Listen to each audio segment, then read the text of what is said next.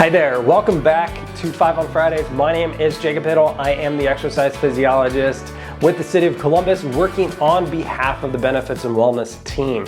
Today's episode, I'm going to be talking to Sergeant Klein from the Columbus Division of Police, and he's going to be talking about helpful tips to keep your home secure during the holiday season. Before we get into the interview, please subscribe to our channel here so then you can get alerts and updates of when we post more content like this in the future. So without further ado, let's get into the interview with Sergeant Klein.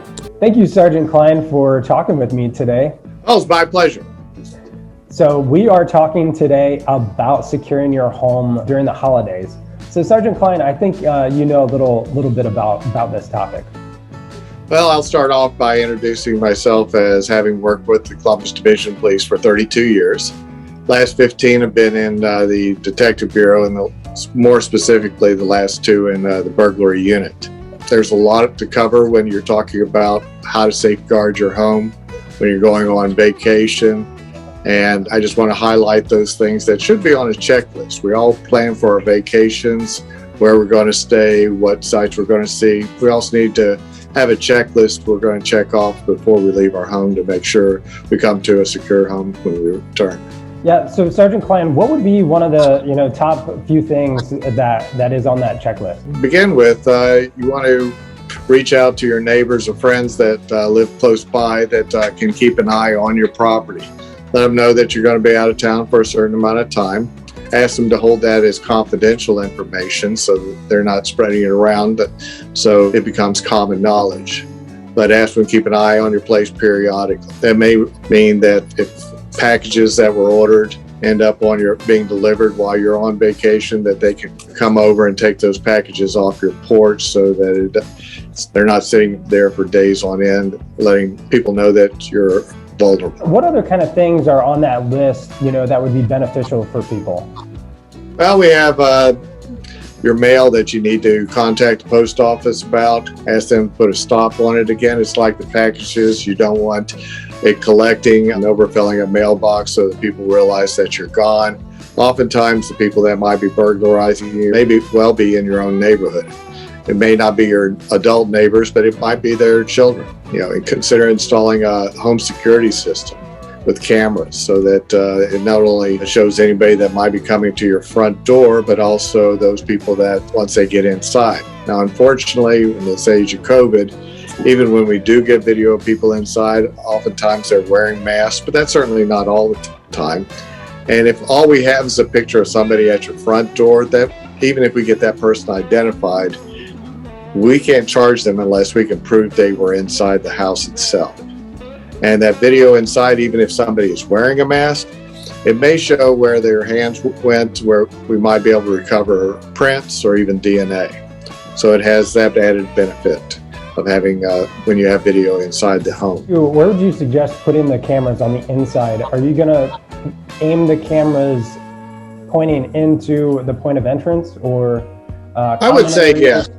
I would say 2 things. One is, the first place I would put it is where you thought the likely point of entry would be, whether that be on the back door or the front door. Those are important places, or a common area. Quality of the video is important because sometimes you can have video, but it's not of high enough definition to give us good pictures of people's faces. And without that, we're not going to be able to build a case. So sometimes we've gotten video that was such poor quality that we didn't even post it on the internet because it was insufficient quality to believe we'd get any positive responses. So getting a video system or a camera system with high definition is important, and pointing it at areas where they're most likely to travel when they're searching for your valuables. So what is the most common point of entrance? Is it the front door, back door, through a window? Well, surprisingly, I find it's the front door. You wouldn't think that because people would be more likely to be seen, but I think a lot of the people that do these type of crimes, they often hit the door, figure that it's going to be such a short span of time that they're there, and then inside the house, that they're not too concerned about where they're entering. Now, sometimes it's the back door. If you've got sliding glass back doors, that can make it more vulnerable.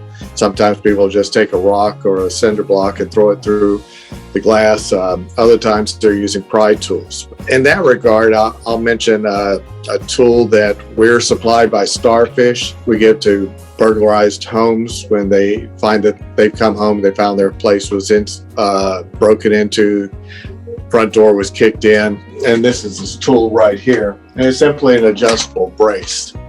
And you can find these for about $30 on the internet. And if you place these on your front and back door, the effectiveness of this tool is hard to overestimate.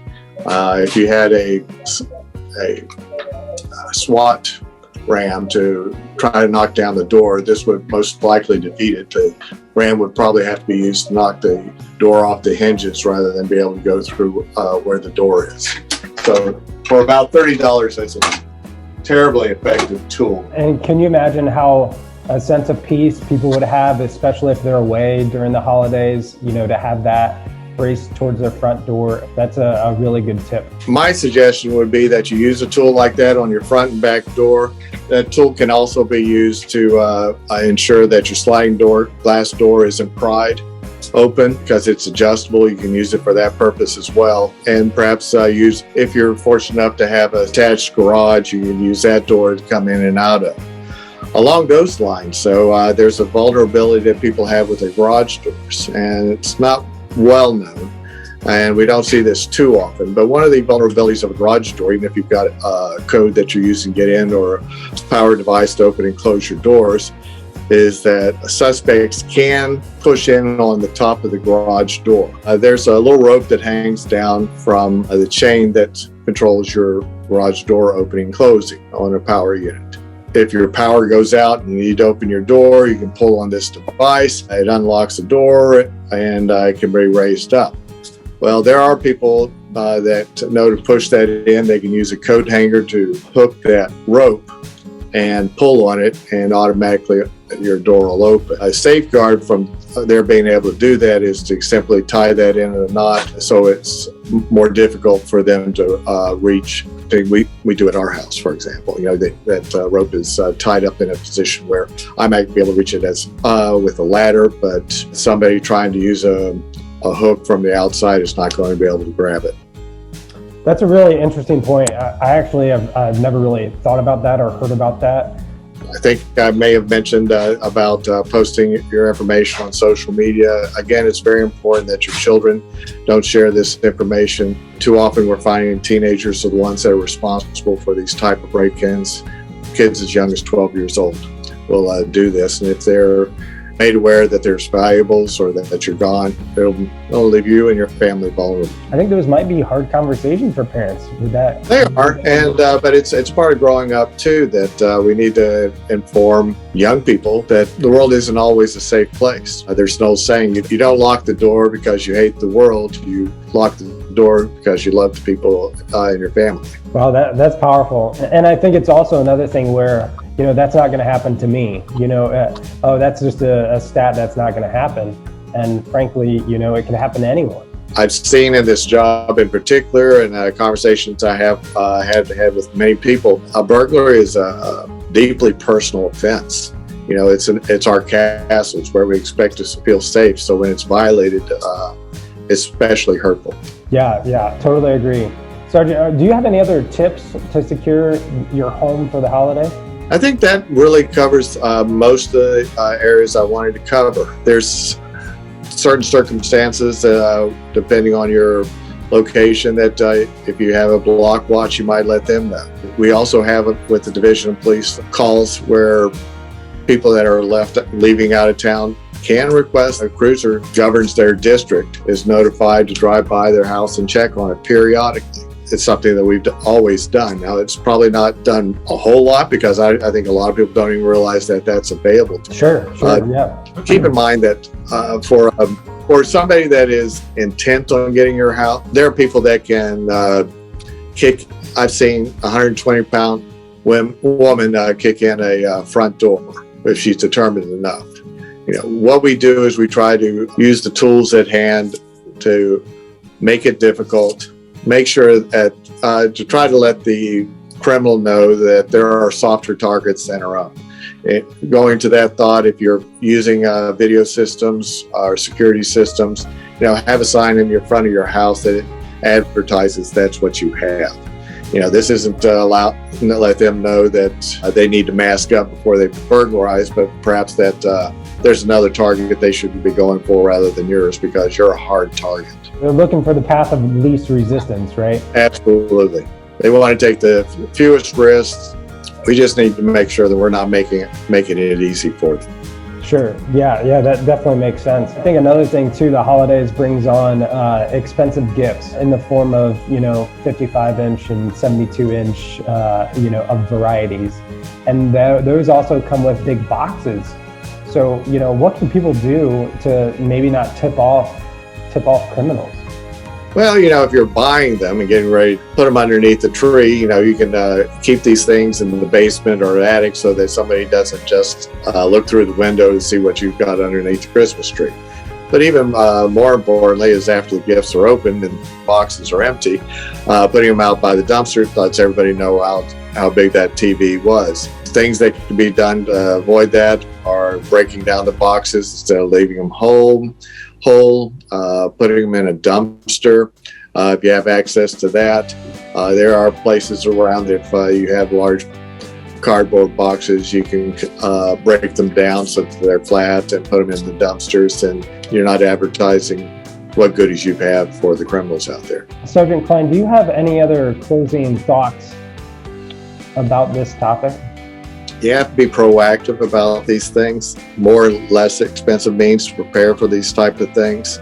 Just because you don't want to spend $30 for a brace for the door doesn't mean you can't buy a piece of wood. Make sure that your unlocked windows stay secure. So all these solutions that I'm offering have to be tailored to the individual and what they have to lose. Don't take it as an attitude, well, I'm going to leave my door of my car unlocked because I really don't have any valuables in it. Because people do that. They'll say, well, I don't really have anything valuable in my car, so I'm going to leave it unlocked, and that way they won't break a window to try to get in there. Well, you're always going to have things of value inside your home. When you're on vacation, your most valuable things are with you on vacation, meaning your family. There are other things in the home that you need to make sure that are secured. And foremost among those are any guns that you might have, and finding a secure place for those. Too often people just leave them in a drawer or under a pillow, and that's not secure enough. You need to especially be concerned about those things, because they end up being on the street and being used to harm other people oftentimes.